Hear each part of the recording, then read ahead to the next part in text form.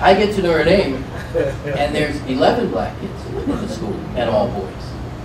And I'm thinking, man, what, have I done something wrong?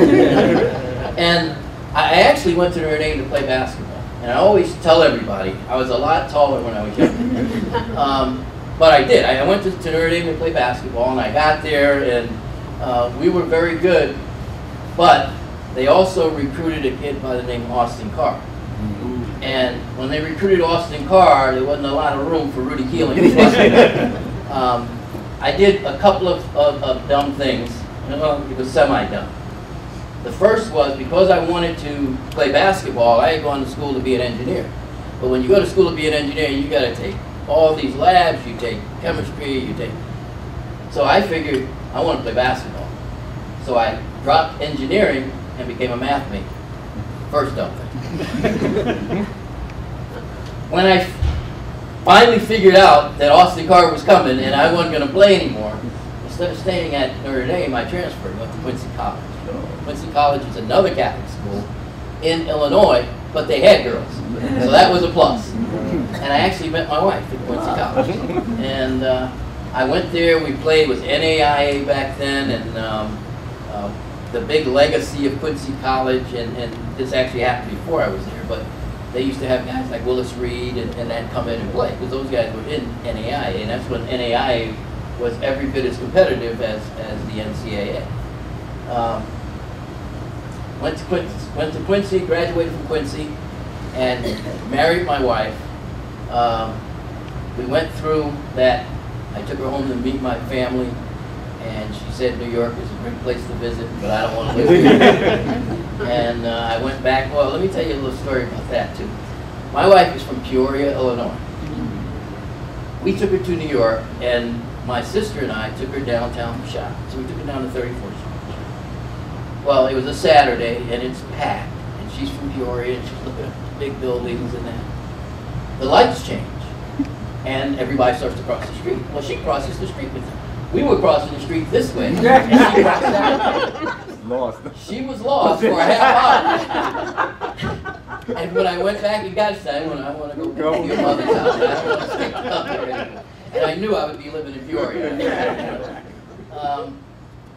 When I got to Peoria, I went to work for Caterpillar Tractor Company with the idea I was going to go into management, and that was going to be my life. I was going to go through and have a career in management, and actually started in their management training program.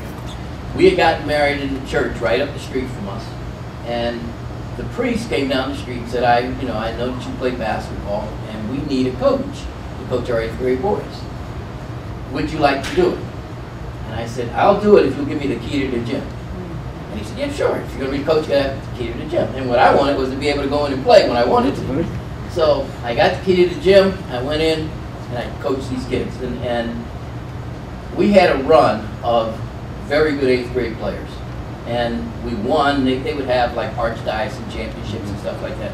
And we won all the time. And all these kids were funneling into one high school. And the high school was awful.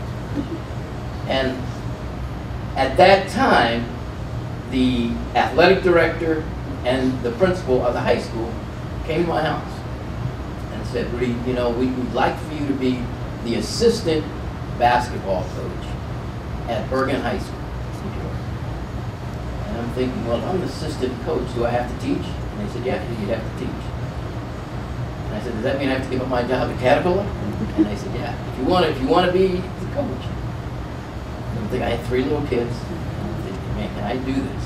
And Catholic schools don't pay anything. I took the job. I took a $14,000 cut. I sold my house. I bought a smaller house, moved to a small house, and started to coach. And I said, the only thing that I want to do is, if the head coach leaves, I want you to give me the job. Well, we went through the year.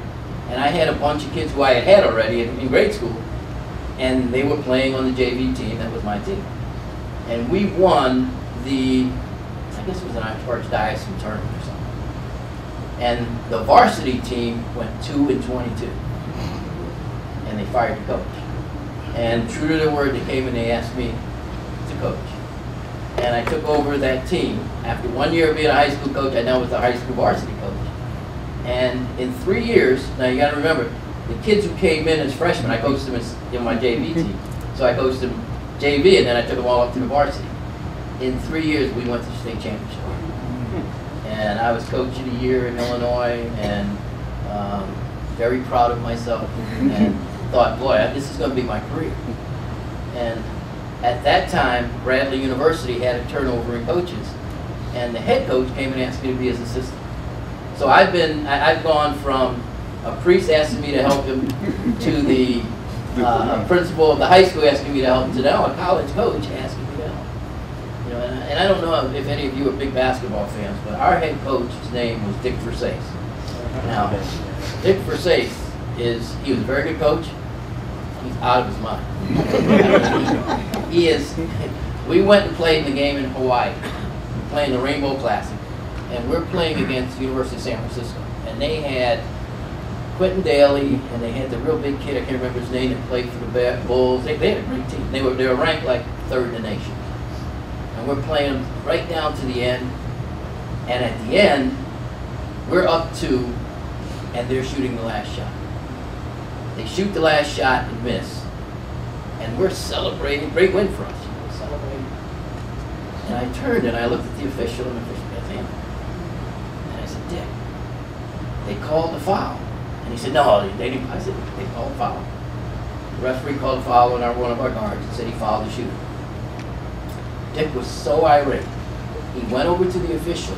He put his hand in his mouth and took the whistle out of his mouth and threw it in the stands.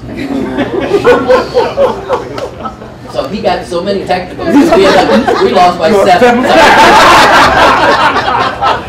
But he was a major guy. Now, that same team, at the end of the year, we won the NIT. We won the NIT. So we had a very good team. And my last year at Bradley, we took another team back to the Rainbow Classic. And we get there, and they have a big banquet beforehand.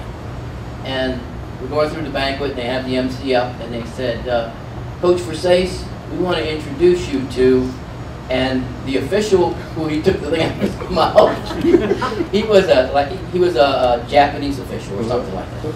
And they pointed at this guy, and I thought, oh, here's the same guy.